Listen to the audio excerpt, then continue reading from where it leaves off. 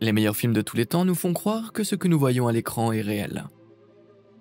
Mais pour vous plonger dans un monde plein de merveilles, des détails cachés, des méthodes secrètes et même des fins de secours secrètes sont dissimulées dans les coulisses. Et une fois que vous aurez commencé à les remarquer et à les découvrir, je vous promets que vous ne pourrez plus regarder les films de la même façon. L'histoire en marche. Lorsque la plupart des gens à l'imagerie générée par ordinateur ou encore appelée CGI, VFX ou effets spéciaux numériques dans les films, ils ont tendance à évoquer les super-héros défiant la gravité ou les créatures extraterrestres aux allures impossibles dans les films de science-fiction et de divertissement fantastique. Mais peu de spectateurs savent qu'elles jouent généralement un rôle important dans les drames historiques d'époque. Alors que des quantités minutieuses de détails sont versées dans la réalisation de chaque plan pour qu'il ait l'air authentiquement démodé, il existe des décors et des objets qui ne peuvent tout simplement pas être obtenus. Cela peut être dû au fait qu'ils n'existent plus ou qu'ils sont tout simplement trop chers à recréer. Et c'est là que les studios tels que Technicolor VFX interviennent pour sauver la situation. Pendant la post-production du film, ils ajoutent des détails cruciaux tels que des points de repère massifs manquants, des forêts luxuriantes et même des armées entières au bord de la guerre. Dans cette scène de Vanity Fair par exemple, une rue entièrement fictive a été créée afin que les réalisateurs puissent inclure un plan et des personnages dans une cour en pierre parfaite. Et ce plan a évité aux producteurs d'engager et d'équiper des centaines de figurants en uniforme de soldats en les ajoutant simplement un peu plus tard. Qui aurait cru que l'histoire avait besoin d'autant de retouches? Ces scènes sont peut-être fausses, mais les boutons j'aime et s'abonner ci-dessous ne le sont clairement pas. Allez-y, testez-les. Ils ne vous transporteront pas dans un autre monde de corsets chics et de sociétés prétentieuses, mais ils vous permettront de vous tenir au courant des faits phénoménaux et d'histoires salaces. Mais pour l'instant, laissons le passé au passé et retrouvons encore plus de magie cinématographique. Soustraction CGI. Aussi incroyable que soit la CGI, elle a ses limites. Si créer quelque chose et l'ajouter semble assez simple, modifier ou supprimer des éléments d'une séquence peut être un processus laborieux. Et c'est quelque chose que les artistes des effets spéciaux qui ont travaillé sur l'échec phénoménal du film Justice League ne connaissent que trop bien. Les fans du film de DC ont peut-être remarqué que la lèvre supérieure de Superman, très floue, a été mise au point dans plusieurs plans. Cela n'a pas l'air normal, n'est-ce pas? Après avoir terminé son travail sur la production de Warner Bros, Henry Cavill, l'acteur de Superman, s'est laissé pousser la moustache pour son rôle dans Mission Impossible 6 de Paramount Pictures. Mais lorsque Warner a eu besoin de refaire quelques prises de vue, Paramount lui a expressément interdit de raser sa stoïque moustache. Cela a obligé les artistes chargés des effets à se démener et à retirer le moindre poil de chaque image des sections retouchées. Et le résultat était pour le moins troublant. Il n'est guère surprenant que le film ait été conspué comme l'une des pires productions sorties en 2017. Mais ce n'est pas parce que les soustractions CGI sont difficiles qu'il est impossible de les réussir. Comme le prouve Captain America de Marvel, bien qu'il ait commencé par incarner le maigre petit Steve Rogers, l'acteur Chris Evans a parfaitement gagné en volume et en taille lorsqu'il a été transformé en Captain America, un personnage divin. Les réalisateurs peuvent demander à un acteur de prendre du poids, mais il lui sera impossible de grandir de plusieurs mètres. Marvel a obtenu cet effet en composant son visage sur une doublure corporelle, et en utilisant des images de synthèse pour affiner ses muscles massifs en post-production. Cela semble simple, mais presque toutes les scènes ont nécessité un minimum de 3 prises, une avec Chris Evans, une avec la doublure corporelle, et une scène où les acteurs étaient absents pour se concentrer sur les détails de l'arrière-plan. Et chacune de ces scènes a nécessité environ 4 ou 5 prises différentes, ce qui a pris énormément de temps de tournage. Mais je pense que nous sommes tous d'accord pour dire que cet effet vaut chaque seconde. Gains et pertes. Lorsqu'il s'agit de trouver l'interprète parfait pour un rôle spécifique, les acteurs se donnent beaucoup de mal pour être à la hauteur. Mais certains vont jusqu'à se retourner l'estomac et s'engagent dans des changements de poids incroyablement pénibles. Christian Bale, par exemple, a perdu 28,6 kg pour son rôle dans The Machinist. Il a ensuite pris 45,4 kg de muscles purs pour son rôle de Batman. Puis a encore ajouté 19,5 kg d'apparence malsaine pour jouer Dick Cheney dans Vice. Et ce genre de fluctuation n'est pas bon pour la santé. Mais il n'est pas le seul. Jared Leto a perdu un effrayant 18,1 kg pour son rôle dans Dallas Buyers Club. C'est d'autant plus inquiétant qu'il avait déjà pris 28,1 kg pour incarner Mark Chapman dans Chapitre 27, et qu'il s'était accidentellement donné la goutte dans le processus. Aussi mauvais que cela puisse être, ça ne peut pas être pire que son rôle du Joker. Oups, mais le plus terrifiant encore, certains acteurs se déshydratent volontairement et dangereusement pour paraître encore plus maigres à l'écran. Hugh Jackman a reconnu s'être sévèrement déshydraté pour son rôle dans Logan. Le résultat est certes incroyable, mais cette méthode de déshydratation extrême a déjà coûté la vie à des bodybuilders professionnels par le passé. Malgré cela, de nombreux acteurs ont toujours soif d'un physique aussi bon que celui de Hugh. C'est un bruitage. Avez-vous déjà remarqué que tout est parfait dans les films, qu'il s'agisse de l'ouverture d'une porte effrayante, au doux bruit du sable qui bouge,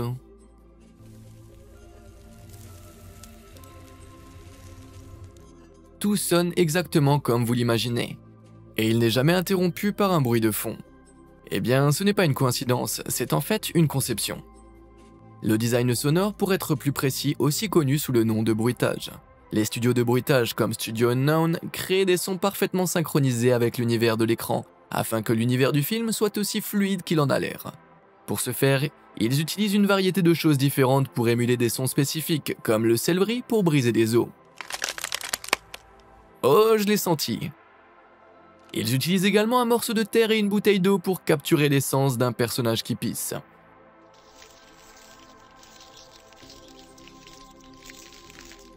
Mais ces éléments peuvent aussi être combinés pour créer des sons complexes, comme quelqu'un qui perdrait graphiquement une partie de son corps. J'ai peur d'imaginer ce qui vient d'être coupé. Presque tout dans un bon film hollywoodien peut être doublé en utilisant des techniques comme celle-ci. Du doux bruissement des vêtements au pas précipité et même...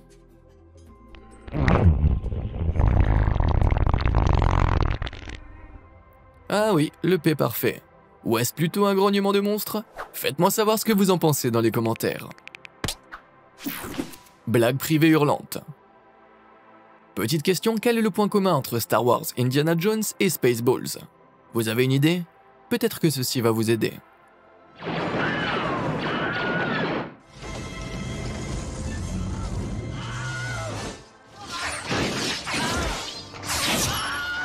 Vous l'avez entendu, chaque film avait exactement le même effet sonore de cri monté dans le film. Vous l'avez probablement déjà entendu ailleurs. Et c'est parce que c'est le fameux cri de Willem.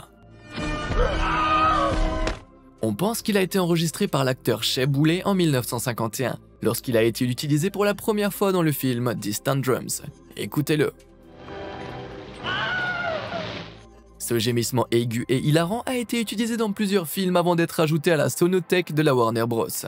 Mais il s'est vraiment fait connaître lorsqu'il a été utilisé dans les 3 films de la trilogie de Star Wars.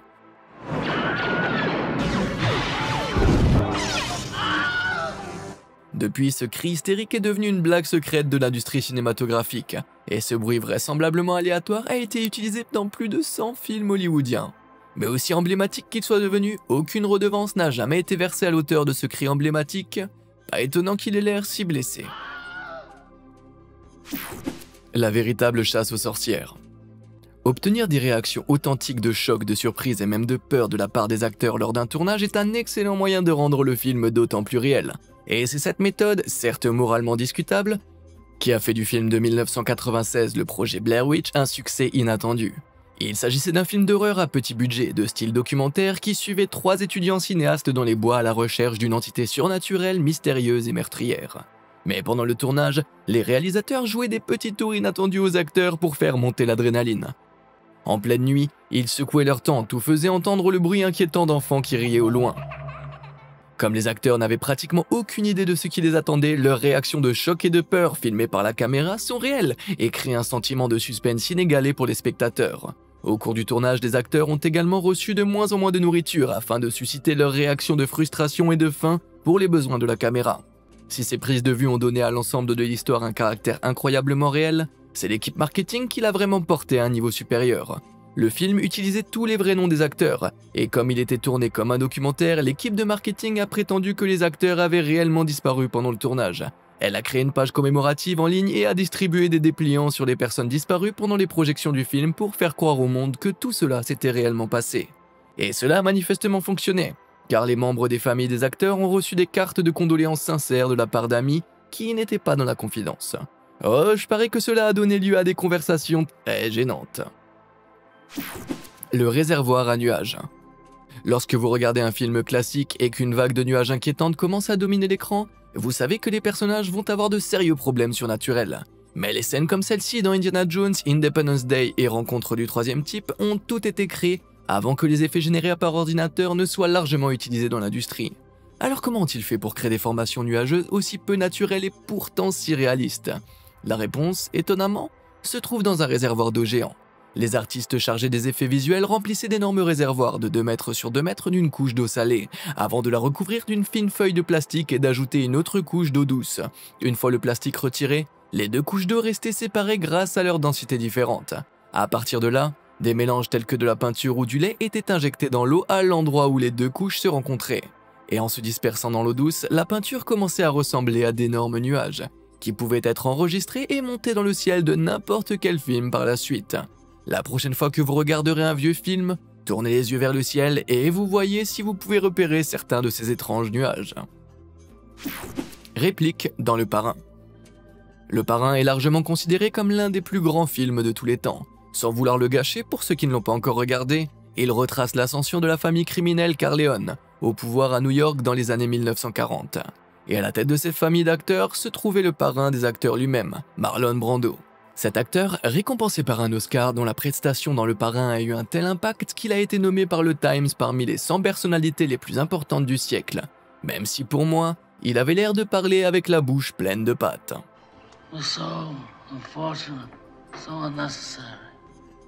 Mais malgré toutes ces louanges, les répliques emblématiques et pleines de suspense de Brando n'étaient pas mémorisées. Contrairement à tous les autres acteurs, Brando utilisait des cartons de repères qui selon lui augmentaient sa spontanéité. Ses répliques étaient toutes imprimées et placées dans la ligne de mire de ses personnages, cachées dans les ombres du plateau.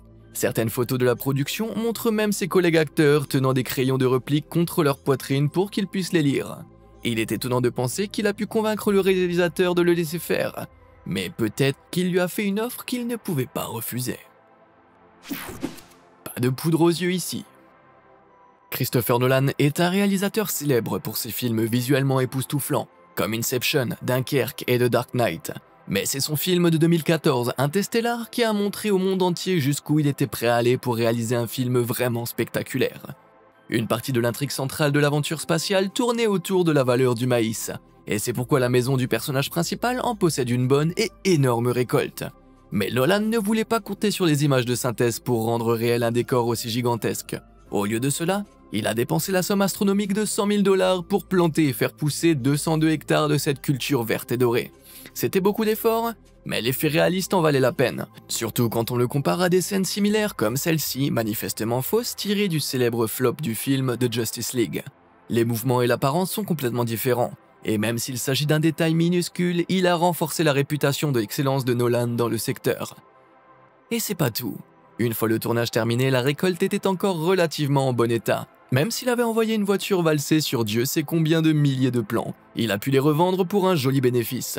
On peut donc dire qu'il a réussi à transformer ce plateau de tournage en corne d'abondance. Le retour des dinosaures. Jurassic Park a changé la donne en matière de science-fiction lors de sa sortie en 1993. Même s'il est resté dans les mémoires pour son utilisation innovante des effets visuels générés par ordinateur, seules 4 minutes et 14 secondes du film présentent de faux dinosaures. Les autres étaient tous réels d'une certaine manière. Grâce à un mélange d'animatronique et de marionnettes, l'équipe des effets visuels a créé des dinosaures avec lesquels les acteurs pouvaient également interagir. Mais surtout, les raptors ont vraiment pris de vie d'eux-mêmes. C'est grâce au scénario du studio d'effets visuels Stan Winston qui a construit des marionnettes de raptors suffisamment grandes pour qu'une personne puisse y entrer. En ayant une personne à l'intérieur de chaque raptor, les mouvements qu'ils produisaient semblaient incroyablement naturels, tout en leur donnant une apparence crédible. Ces marionnettes étaient si impressionnantes de réalisme qu'elles ont été utilisées dans des 3 films originaux, avec des créateurs d'effets spéciaux comme John Rosengrant qui les pilotaient pour des scènes clés. La seule chose qu'elles ne faisaient pas, c'était les bruits des raptors, ce qui était basé sur des enregistrements d'animaux en train de copuler. Selon le concepteur sonore Gary Rinstrom, le fameux aboiement du rapace qui fait fuir les enfants dans les salles de cinéma. C'était en fait l'enregistrement d'une tortue en train de s'accoupler comme celle-ci.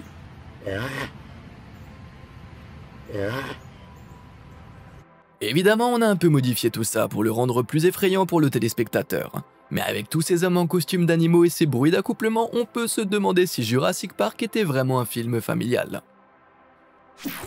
Les goûts du continent.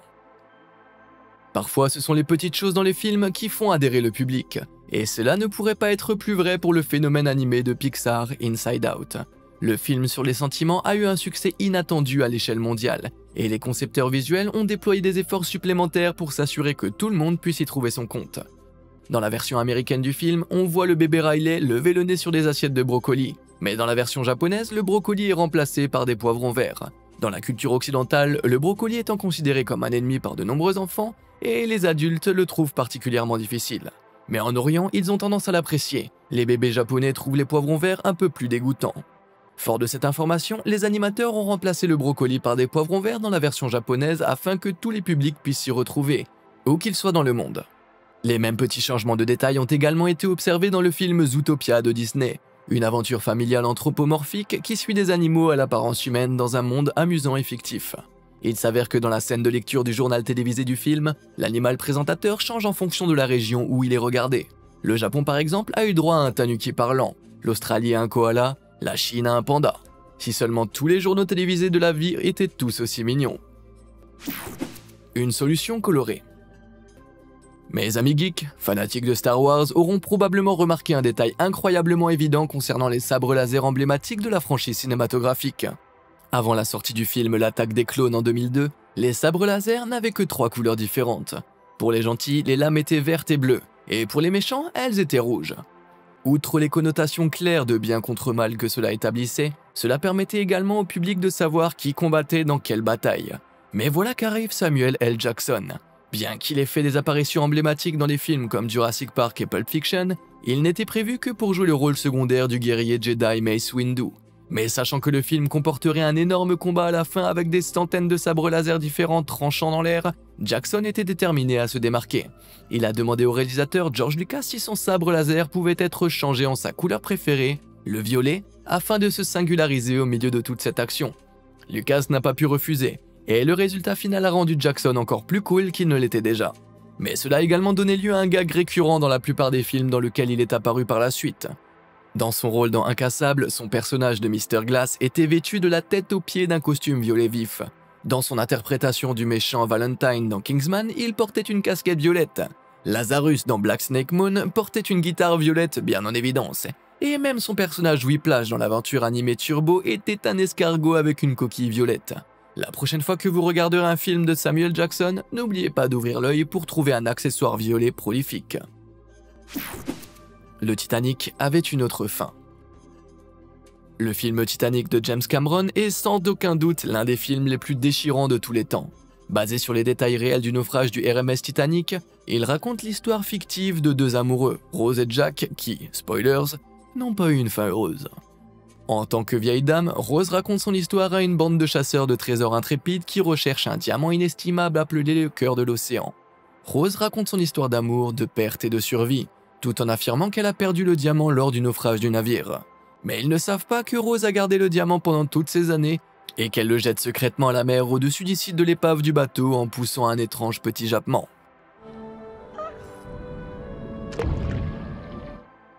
C'est une fin percutante qui, sans ambiguïté, démontre au public que l'amour est vraiment le plus grand des trésors. Mais la fin n'a pas toujours été aussi poignante. En 2005, la sortie en DVD du Titanic comprenait une fin alternative qui a fait frémir les cinéphiles incrédules. Dans cette version, Rose est surprise sur le point de jeter le diamant dans les flots, et les chasseurs de trésors la supplient d'y réfléchir à 2 fois. Elle leur tend brièvement le diamant, avant de dire d'un ton terriblement mielleux et évident que la vie n'a pas vraiment de prix. Only life is priceless, and making each day count. Mais soudain la vieille dame exécute une manœuvre spectaculaire de troll et lui arrache le diamant des mains avant de le jeter dans l'océan avec le même glapissement bizarre. Il faut se dire que ces scènes ont été filmées juste au cas où le message central du film colossal de 3h30 serait mal compris par le public. Et heureusement, elles n'ont pas été incluses dans le montage final. Si elles l'avaient été, je pense que les critiques du film auraient pu vraiment le couler. La magie du fond vert. Dans le monde magique d'Harry Potter, les effets spéciaux générés par ordinateur sont si bons qu'on pourrait croire que la magie est réelle. Malheureusement, pour que cette magie prenne vie sur un grand écran gris, il a fallu beaucoup, et je dis beaucoup d'écrans verts. Ces fonds aux couleurs vives permettent aux techniciens des médias d'utiliser le chroma keying, l'incrustation, procédé qui consiste à séparer les écrans verts des personnages qui se trouvent devant eux.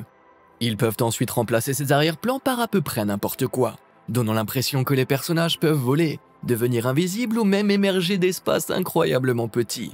Bien que certaines parties du film aient nécessité un peu plus d'imagination que d'autres, dans cette scène de Harry Potter et le prince de sang mêlé, Hermione est occupée à discuter avec Harry dans la bibliothèque de Poudlard, tandis qu'elle replace paresseusement des livres sur leurs étagères. Chaque tome revient comme par magie à sa place sur l'étagère, mais aucun de ces livres n'est animé.